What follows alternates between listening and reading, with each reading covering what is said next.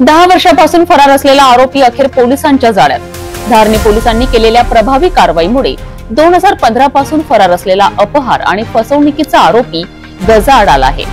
कोण आहे हा आरोपी आणि पोलिसांनी कसा लावला त्याचा छडा, बघूया सविस्तर माहिती। धारणी पोलिसांची मोठी कारवाई। 10 वर्षांपासून फरार असलेला आरोपी अखेर पोलिसांच्या तावडीत सापडला आहे। 2015 मध्ये दोणी येथील पोस्टमास्टर पदावर असताना आरोपीने ताब्यातील मुद्रांक आणि नगदी रक्कम असा तब्बल 2,73,000चा अपहार केला होता। या प्रकरणी आरोपीवर भारतीय दंड संहिता कलम 409 आणि 420 अंतर्गत गुन्हा दाखल करण्यात आला होता। गुन्हा दाखल झाल्यानंतर आरोपी फरार झाला आणि पोलिसांना चकवा देत पुणे आणि मुंबईत वास्तव्यास होता। मात्र धारणी पोलीस ठाण्याचे ठाणेदार अशोक जाधव यांच्या मार्गदर्शनाखाली एक विशेष पथक तयार करण्यात आले।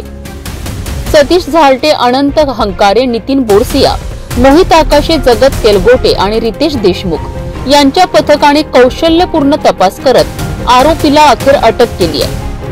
आरोपीला न्यायालयात हजर करण्यात येणार असून पुढील कारवाई सुरू आहे। 10 वर्ष पोलिसांना गुंगरा देणारा आरोपीवर अखेर कारवाई झाली आहे। ही कारवाई पोलिसांच्या सतर्कतेचे आणि कर्तव्यनिष्ठेचे प्रतीक आहे।